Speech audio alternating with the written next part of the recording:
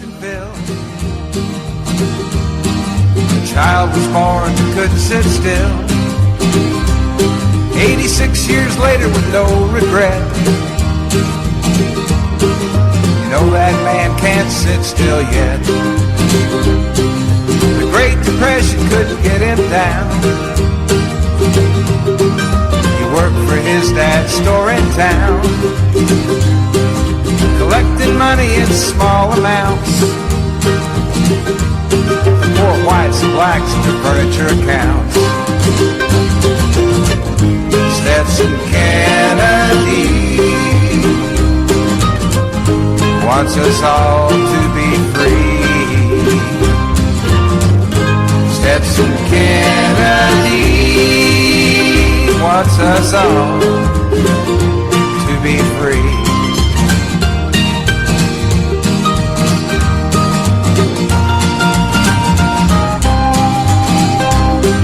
As he'd collect, he'd talk to folks. He'd hear legends, tales, songs, and jokes. Now this fine treasure he'd record and write. He was colorblind, didn't see black and white. Writer's project for the WPA. With Zora Neale Hurston, he earned his pay. Crackers and blacks, they talked for hours. It was a barefoot history in this land of flowers. The week that was on WBRN radio from Boston and on the Bostonred Network. This is the 9th of December, this particular episode here. I don't have the number, but we'll get that on our Monday Morning Quarterback. And on Monday morning, what we do is we quarterback the talk shows, the preceding week, whatever is going on, and talk about sports. It's sort of an entree to a new program that's coming up called All About Sports. That is the economics of sports. This weekend we also have Numbers Man. That's our macroeconomics program that we present along with Cranston Analytics. And also the Open Source Report. That's our technical report where we talk about the open source movement. It started with an operating system called Linux, and it continues to today and has a subset, a program called Android. Many people have Android browsers. That is an offshoot, I guess you'd say, a hybrid of Linux. Not completely open, but it is more open than the Apple version iOS. Nonetheless, enough of that. We'll start off with sports. We have Uncle Carl Robe here. We have him virtually every week. He's always writing from the Wall Street Journal. And we have a packed week of events that happen. So we'll start with sports and move on from there to NBA. The Bulls were at the Hornets in Charlotte. Bulls 119-111 over the Hornets. The Warriors were at the Pistons in the Motor City. Warriors 102-98. The Cavaliers of Cleveland were at the Pacers in Indiana. Pacers 106-102. The Nuggets of Denver were at the Magic. Magic didn't have much magic. The Nuggets 103-89. The Raptors were at the Grizzlies. Raptors 116-107. The Mavericks were at the Bucks in Milwaukee. Bucks 109-102 for the Mavericks. And in overtime, the Kings were at the Pelicans in the Big Easy. 116-109, Kings over the Pelicans. The Celtics were in San Antonio. Very close game there. Spurs 105-102 for the Celtics. That is the NBA from Friday night, and we'll continue on here with the college situation coming up. Within, a week or so, we'll start out. Interesting article here, how each Heisman finalist projects as an NFL prospect. We don't do the NFL because of the boycott, but we did talk a little about a character named Baker Mayfield. and Boyce Love and Lamar Jackson here. Can they be drafted, etc.? The walk-on from walk-on to Heisman favorite. This is Baker Mayfield. We won't spend any more time on Baker Mayfield. He is the quarterback of the Oklahoma Sooners. And Mr. Kuiper's article here, we'll just look at it very, very briefly of how these fellows, many times people that are Heisman finalists, Heisman winners, don't necessarily project themselves onto the NFL field. The field of 83 Heisman trophies is set. The field for the 83rd Heisman Trophy is set. Are the finalists there? We just went over that as Mr. Mayfield, Mr. Love, and Mr. Jackson for the most outstanding college football player. That'll be presented later today at 8 p.m. Eastern Time on ESPN Network. Mayfield, he's a quarterback of the Oklahoma Sooners. He passed 4,340 yards while completing 71% of the passes, 41 passing touchdowns to 5 interceptions, 310 yards, rushing yards, and 5 touchdowns. A total of touchdown 93.1. That is his, rating here. And let's see if we got anything else going on here. I guess we don't have the other contenders here. They just gave us the one that I see so far. 3. Oh, I see. You have to subscribe now. So it's getting to be more and more off of line than online. We won't dive into that particular thing. The running back, I guess, is Love is a running back from TCU. Had not heard of him, but again, we have all kinds of people running around here that we've not heard of before. So much for the scores. Let's get right on to the politics of the matter. We'll start in Alabama, I believe is where we'll be starting here. Yeah. The DJ Trump was in Pensacola, Florida, had a campaign-type rally there, and he, of course, praised Judge Roy Moore and slammed the accuser in this, and we'll get to that in just a minute. We'll start here. He made comments about the special election. This is DJ Trump between Roy Moore and Doug Wimpy Jones. Trump early this week endorsed Moore and has criticized Jones on his Twitter account. He mentioned Beverly Nelson Young. Now, this is the yearbook here. A question today. Now, what happened there was a signature in her yearbook was signed by the DA at the time, Roy Moore. And Judge Moore stated at the time he had never signed anything, Roy Moore, a DA. It turns out that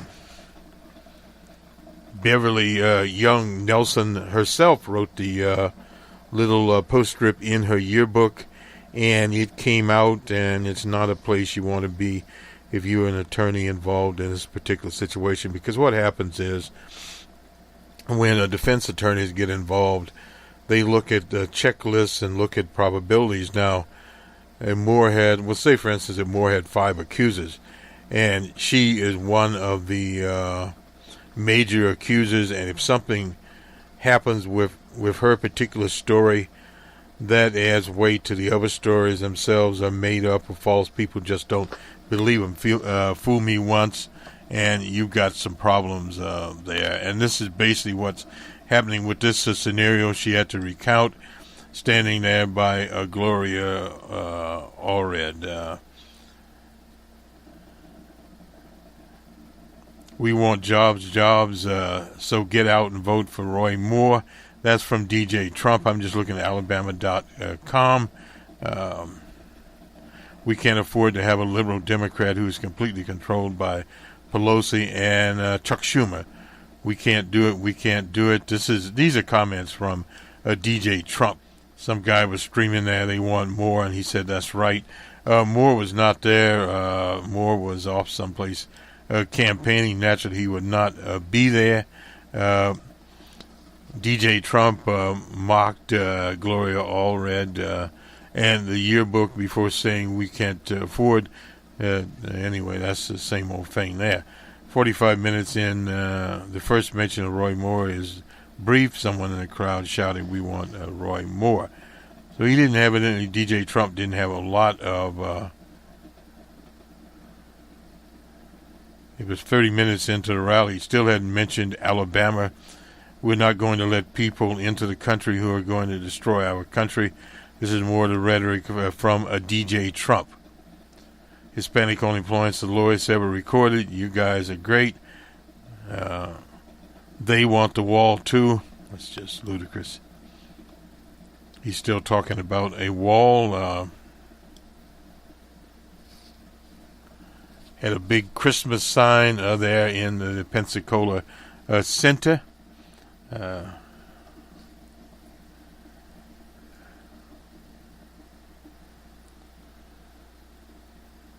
Evidently, people were standing up out there early to get in to see DJ Trump. GOP groping over pedophiles no more. One of the signs of the protesters here in Pensacola, Florida. This is no more. Well, more, whether or not he had done any of these things, he would have not been a pedophile. They should correct that word. He just simply would not. That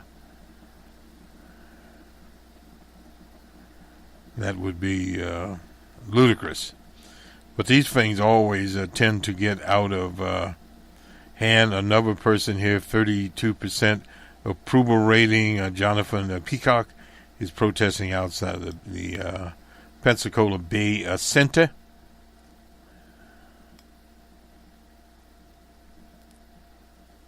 And this is basically the rally there in Pensacola, Florida. One of those big campaign-style rallies. It's been questioned by some people why he's continuing to have those with his supporters. It's just one of those things here. Let me just get a little bit more of this story. The president took a shot at attorney Gloria Allred for holding a news conference early in the day in her Atlanta office to defend one of Moore's accusers, Beverly Young Nelson, and accusation,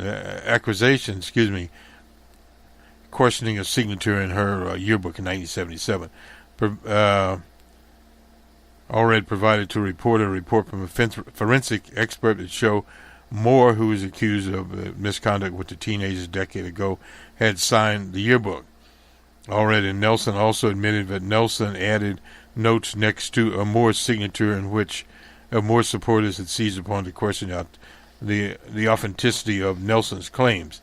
I have to say this, and did you see what happened today with the yearbook? This is DJ Trump talking here. There was a little mistake. She started writing things in the yearbook. He added Gloria Allred. Anytime you see her, you know something is wrong. Trump was speaking in support of Judeo-Christian liberty, which is a staple of Moore's campaign. No doubt about that. There are powerful forces in Washington trying to sabotage our movement. There are bad people. They are very bad and evil people. These are people who make their money, their names, their careers, their power off of a corrupt and broken system. DJ Trump. We proudly pledge allegiance to one nation under God. Our rights come from our creator, and no earthly force can ever take those rights away. Another President Trump some of the comments, President Trump, and above all else, we know this: America doesn't worship government; we worship God. Anyway, whatever. They're the greatest deplorables. Alabama politics, the atmosphere inside, outside. The Bay Center has all the appearances of a touring rock band. Trump flags, T-shirts, sweaters. They're now selling sweaters. The hottest selling item was a $15 red, white, and blue stocking with Trump and USA written on it.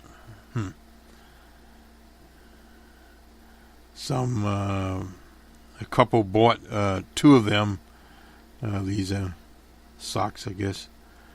I suppose you're supposed to put presents in them. I have no idea. We have been fans of the new president for quite a while, said Lee Rigdon, attending his first rally. I guess he hadn't got there. That's unusual.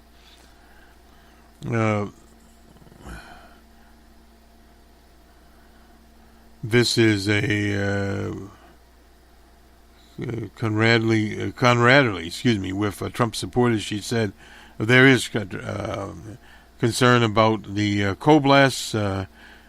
She then referred to a nickname first mentioned by Clinton during the 2016 campaign. We can be deplorables. We are great deplorables.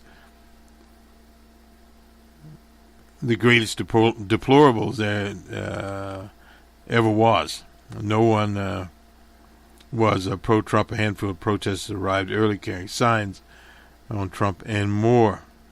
Not everyone, excuse me. Let's see. I've been listening to the president for the last year, and anything he's done seems to get worse every time he opens his mouth, said. This is Peacock. Peacock was a protester of Pensacola, Florida himself. The temperature, and that's unusual, hovered in the 30s.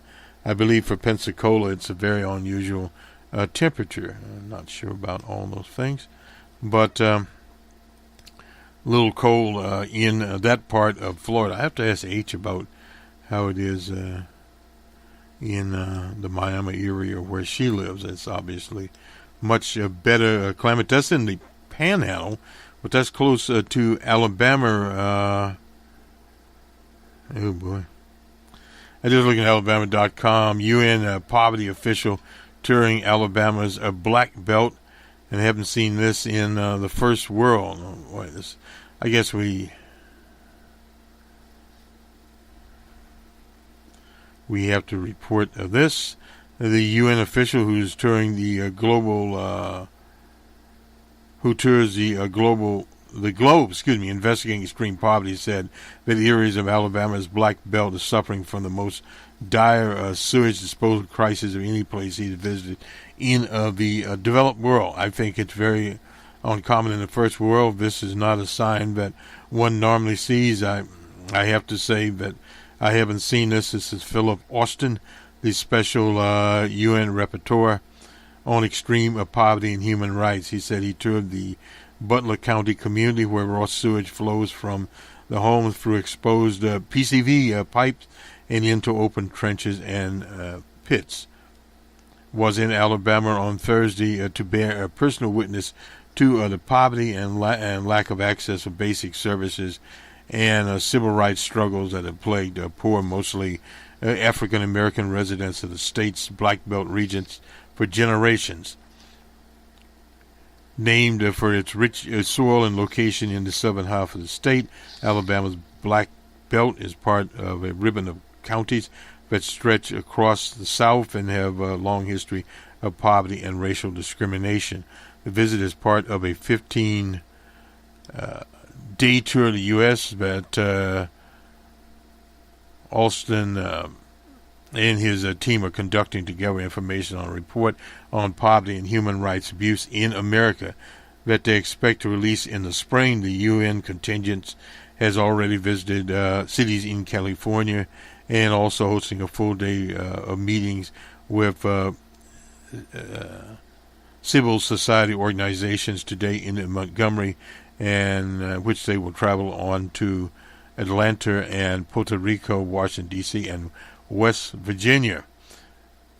Austin told Butler County man whose home was had unreliable electricity service, whose septic tank had failed. The hope is that we'll bring attention to these problems. There's a picture of Mr. Philip Austin there, the rapporteur of the UN. He visited communities in the Black Belt of Butler and Loss County, where residents often fall ill with ailments like E. coli, hookworms, diseases of extreme poverty, long eradicated in most parts of the U.S., in parts because they do not have consistent, reliable access to clean drinking water that has been tainted by raw sewage and other contaminants. Let me kind of wrap this up here. We'll put some of these pictures up so you can see the dire need of what's going on. The situation is particularly acute in the Black Belt counties like Lowell's, where the annual median income was just $30,000, and 25.4% of residents live below the poverty line as of 2010. According to a UN report published in 2011, the Alabama Department of Health estimates the number of households in Laws County with inadequate or no septic systems range from 40 to 90%. It has reported that 50% of the conventional on-site septic systems are currently failing or expect to fail in the future. Municipal sewage fixed septic systems, install new ones would cost between $10,000 and $30,000 each. Expensive. And residents that live on a fixed income save about $700 a month. There's no way they'll be able to fix the problem. That's from Mr. Fig Pin, a resident, I believe, of that county. I saw his name somewhere there. Fig Pin, who lives on $400 a month, a Social Security check, etc. They show a mobile home here. People are frustrated.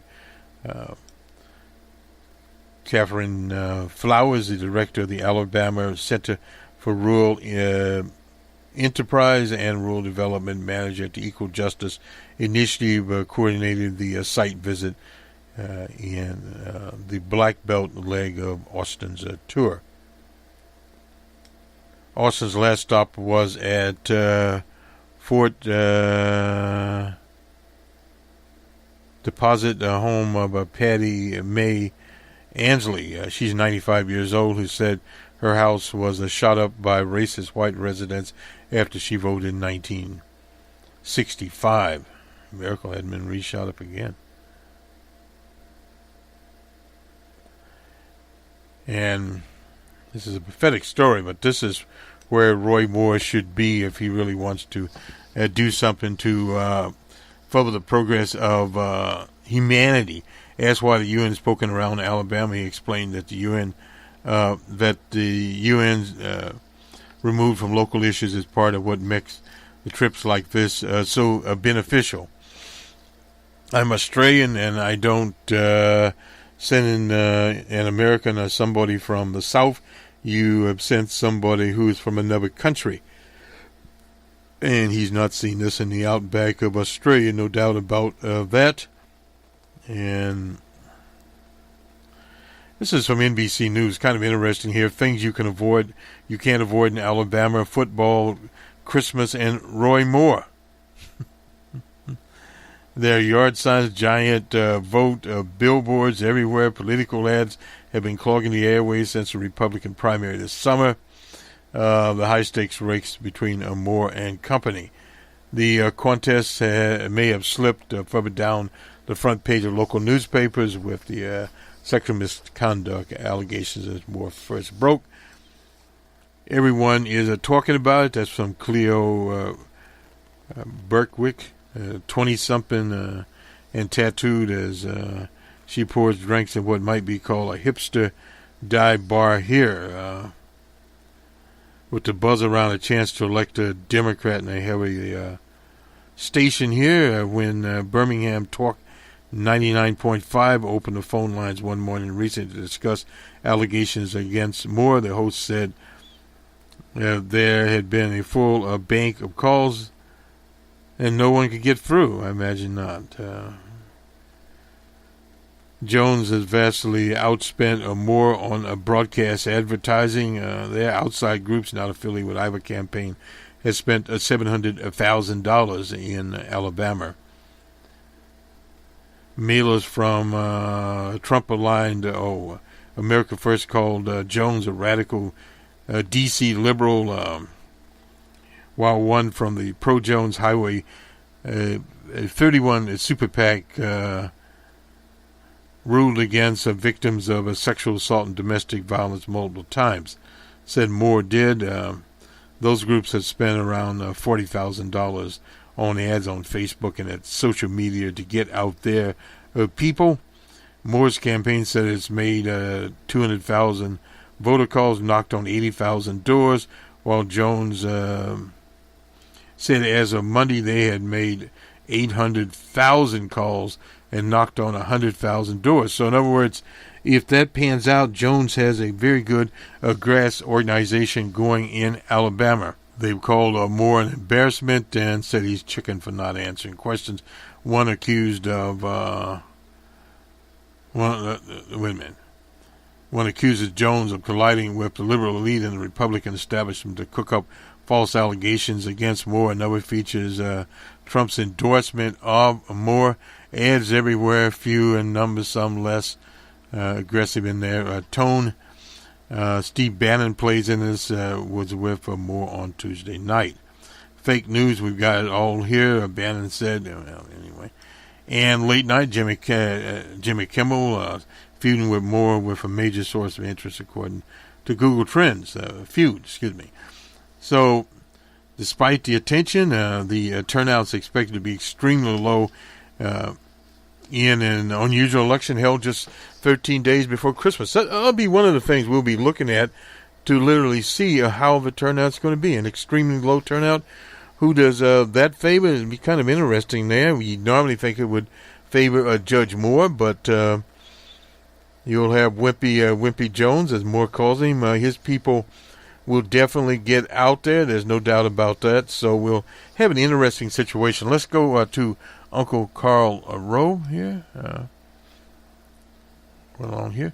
Why Donald Trump would regret firing Robert Mueller. They came like rapid-firing rifle shots on Monday. The former National Security Advisor, Flynn, copped a plea, pled guilty to making false statements to the FBI, promising to cooperate with Special Counsel Robert Mueller. Anyway, on Saturday, Trump said his ill-advised street yet saying he knew all along that Flynn had lied to the FBI. This was a change in his previous explanation for ousting Flynn, namely that he had misled Vice President Pence about the Russian ambassador. The following Monday, by news that Mueller had removed a top FBI investigator, Stephen Zacks, from the probe last summer after Zacks exchanged anti-Trump texts with his mistress, an FBI lawyer. And he'd been demoted to, this FBI agent had been demoted to human resources. On Tuesday, the news broke that Mueller had recently demanded that Deutsche Bank turn over records of its dealings with people affiliated with Trump. Thus, it appears this doesn't involve the president or his family. In July, the president indicated it would cross a red line if the investigation turns to his personal finances. But he refused to declare that he would fire Mueller. In an event saying, I don't think it's going to happen. How will Trump react if it does? The president lauds Mueller's investigation. He feels abused, mistreated, since he lashed out when he felt under attack. Trump may be thinking anew about firing Mueller. His hardcore supporters and conservative commentators are already pushing it. Memo to the president, firing Mueller would be a terrible idea. Already 49 of the American people believe Trump himself committed a crime, according to a November poll by the Washington Post and ABC News. Firing the special prosecutor would only make Trump look as if he had something to hide. Firing him would put Trump already pitiful approval ratings about 39%. That's the average. Well, they're worse than that. But if the president fired Robert Mueller, he would be enormous pressure to continue the inquiry. Even the Justice Department refused to name a new special counsel. The investigation consequences would not stop. They would have moved to other venues, namely Congress. In other words, it would be open season on DJ Trump. Congressional Democrats would pursue the matter with every trick they could dream up, including subpoenas, hearings, or lawsuits. So the issue would dominate the midterm elections, with Democrats aggressively on the offensive, and Republicans don't even explain why America doesn't have a right to know.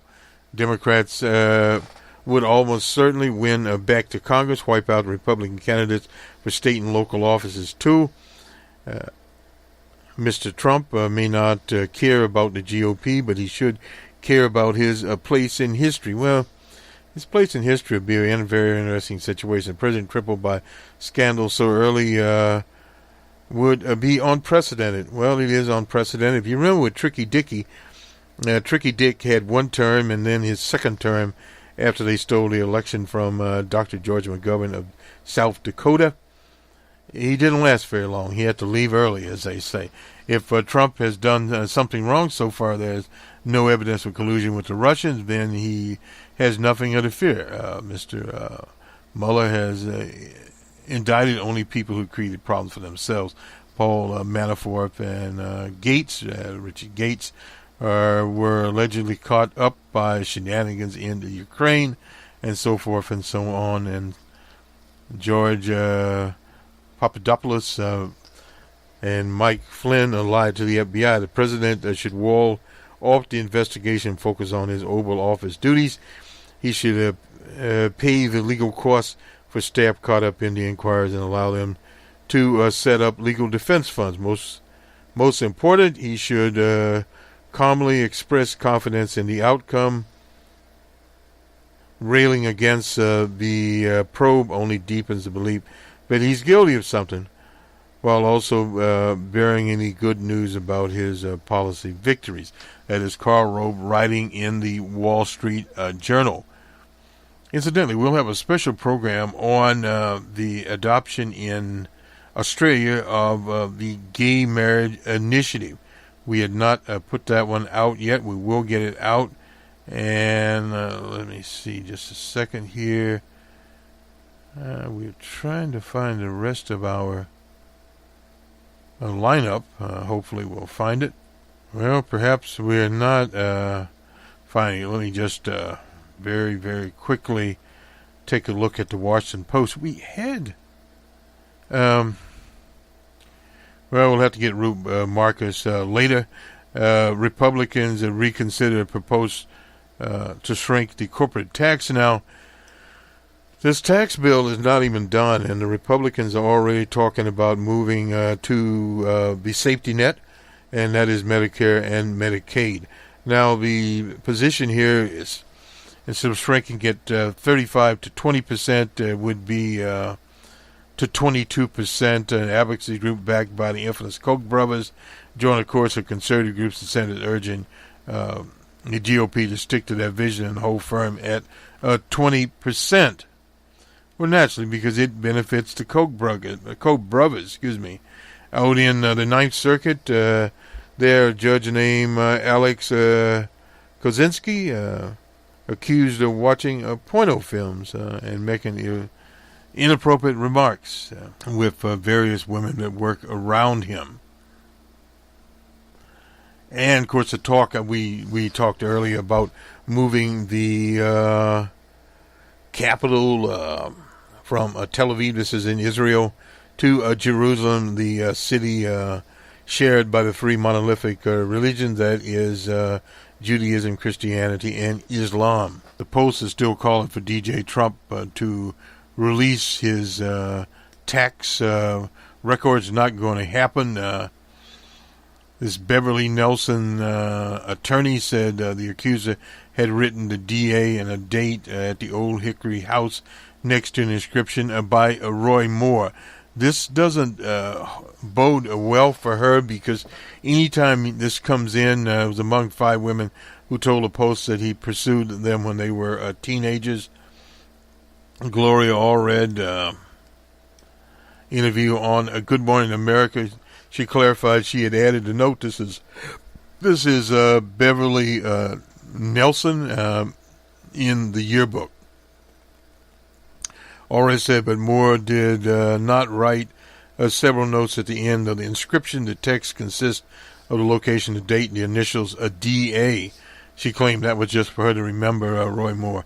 We doubt that very seriously. The Moore campaign repeatedly called for Nelson to release her yearbook to an independent analyst so that the handwriting attributed to Moore could be analyzed.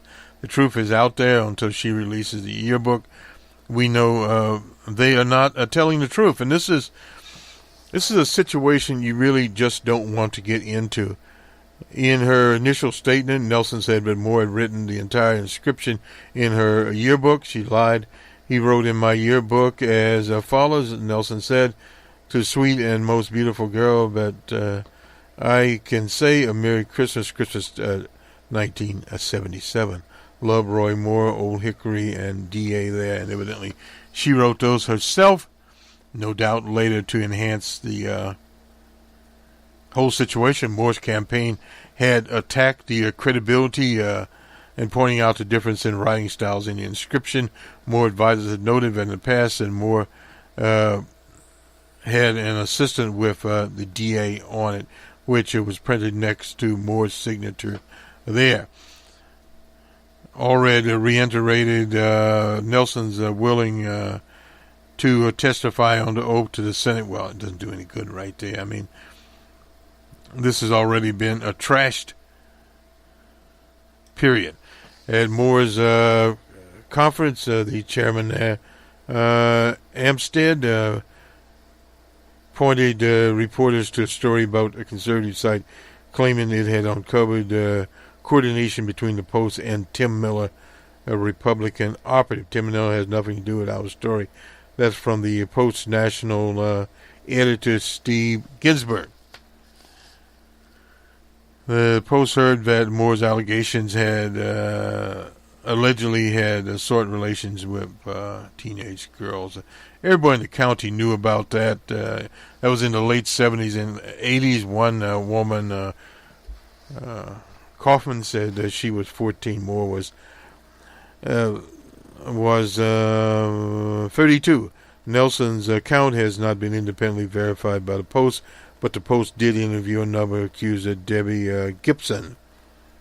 Shared a scrapbook of her senior year with a similar inscription. Gibson, it hasn't been a contested. Evidently, Roy Moore knew Gibson's family. In recent has said of his accusers, I don't know any of them. This contradicts an interview he gave with Sean Hannity. But anyway, whatever goes on here, that has, in our opinion, has blown over from Roy Moore. Let's get to some polling here, where the Moore-Jones race stands at this time. The approval rating, incidentally, on Friday, DJ Trump is at 38. According to the Gallup people, they've been tracking the polling. And CBS News had him at 36 on Thursday. And on Wednesday, a set of polls came out. The Independent Business Daily had him at 36. That's a very good poll, incidentally. The Reuters had him at 37. YouGov at 43. This is DJ Trump. And wrong direction, right track. Right direction, wrong track. Wrong track has 58. This is from Independent Business Daily. Right direction has 42. From Reuters, right direction has 28. Wrong track has 58. These have been pretty much consistent from the days of Barack Obama. And on Tuesday, a WBRC, we reported this earlier, and Strategy Research had Moore ahead by 7. Grabbus had Moore ahead, Jones by 4. That was on Tuesday, the 5th of December. And let's see what else that we had out. We saw another poll here recently that came out. These polls are all over the place. Grabbus, yeah. And that one, I think, let's go back to the Moore story in Alabama.com. There was another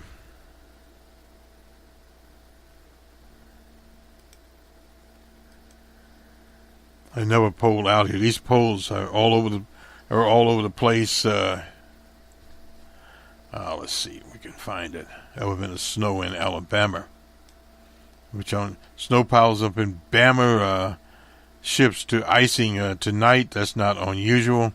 Moore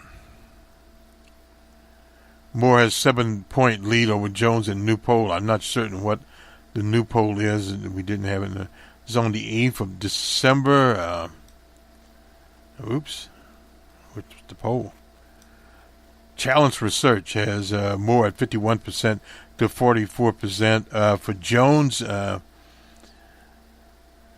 this is an improvement over November when Challenge had him leading 49 to 44. I see. Okay, the undecided appeared to be a breaking for Moore, according to the poll. Challenge Research said those who have decided who they will support in the last week, 61% said Moore, 7% say they haven't made up their mind. That's a large number of people to have not made their minds up.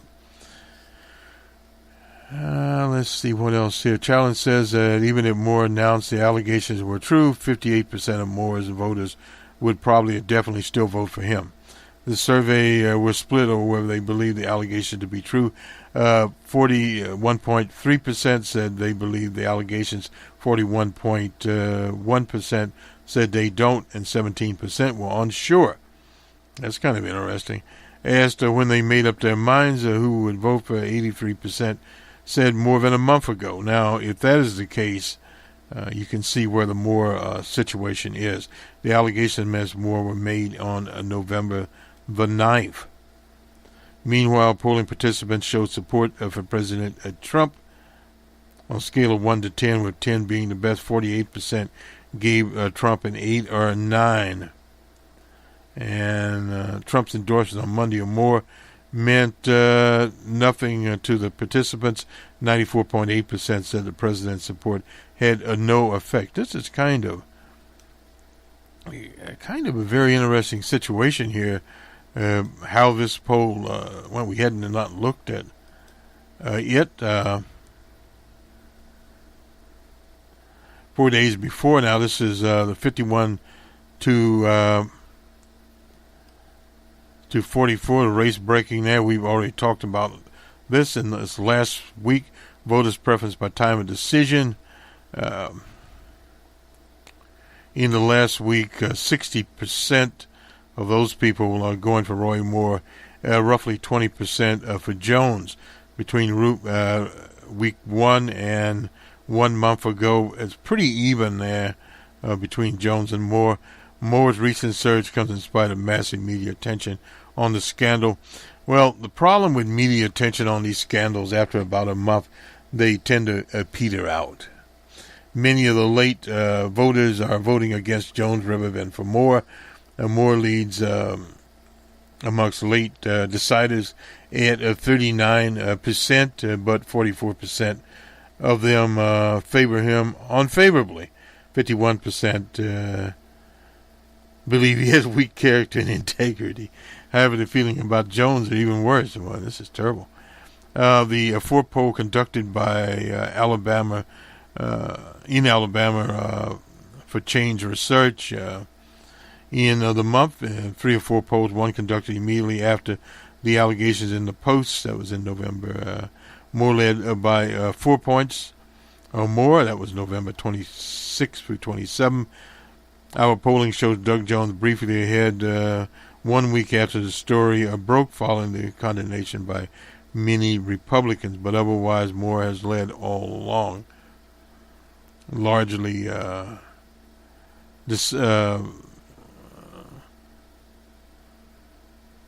the undecided movement to Roy Moore. Just 2% of Moore's voters believe the allegations are true, while 79% think they are false.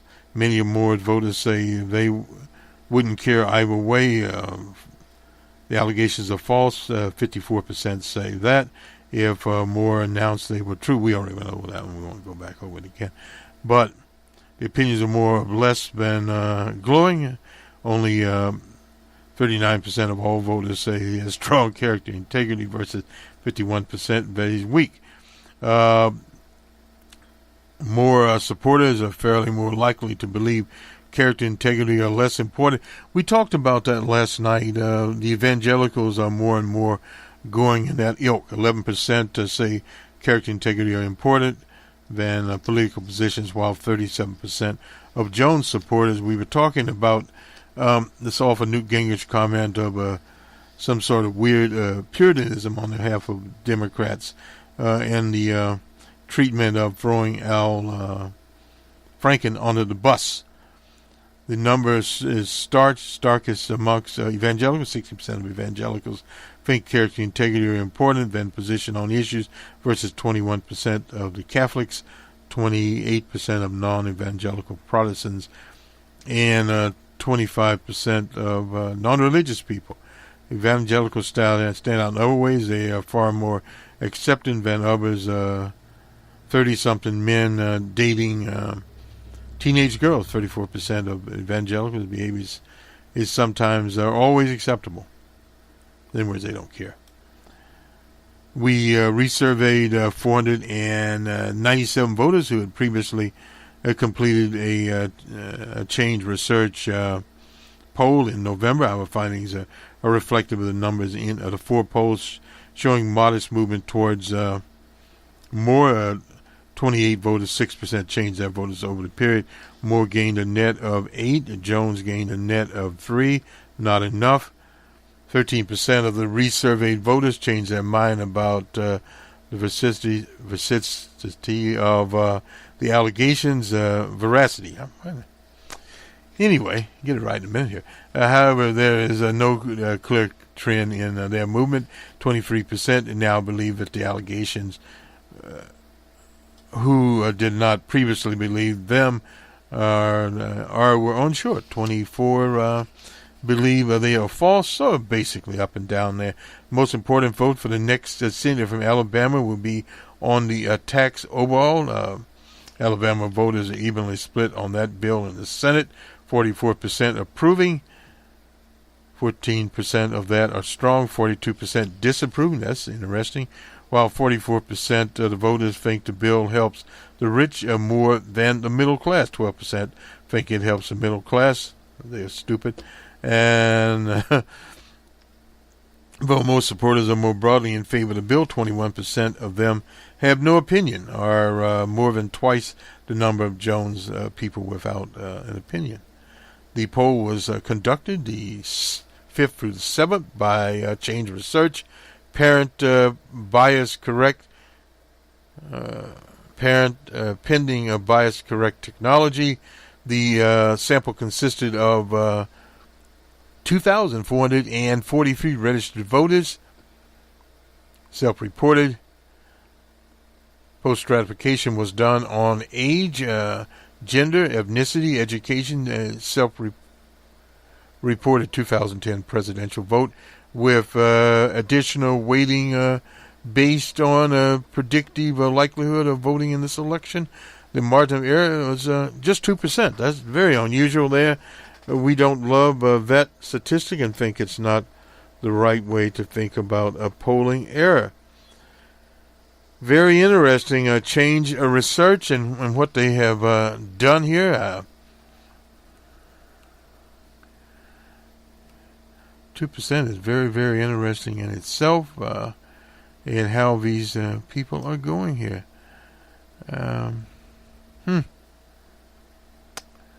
We'll see. Miss Astoria, Change Research. So that is from Change Research. We'll link this one down here. We have time to do it. This will do it for us. Went a little bit over here, but On some of our outlets, you'll hear the whole thing on iHeart, Spreaker, and various ones there. And on some others, you'll hear slightly less of us. But you'll still get the poll. We'll put the Change Research poll there for your perusal.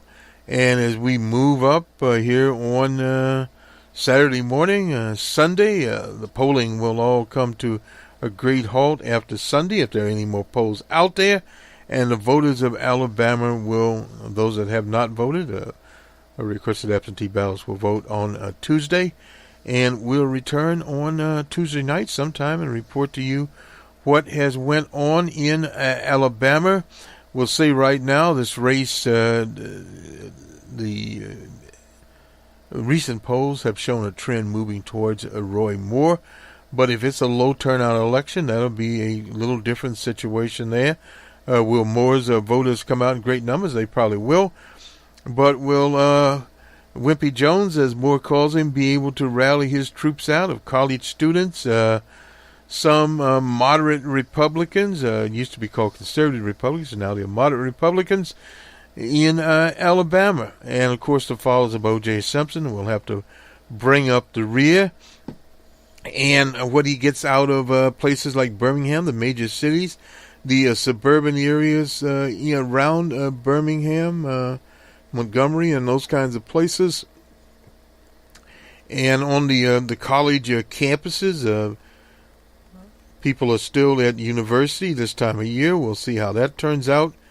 And that is, as they say, the hope of one Mr. Jones.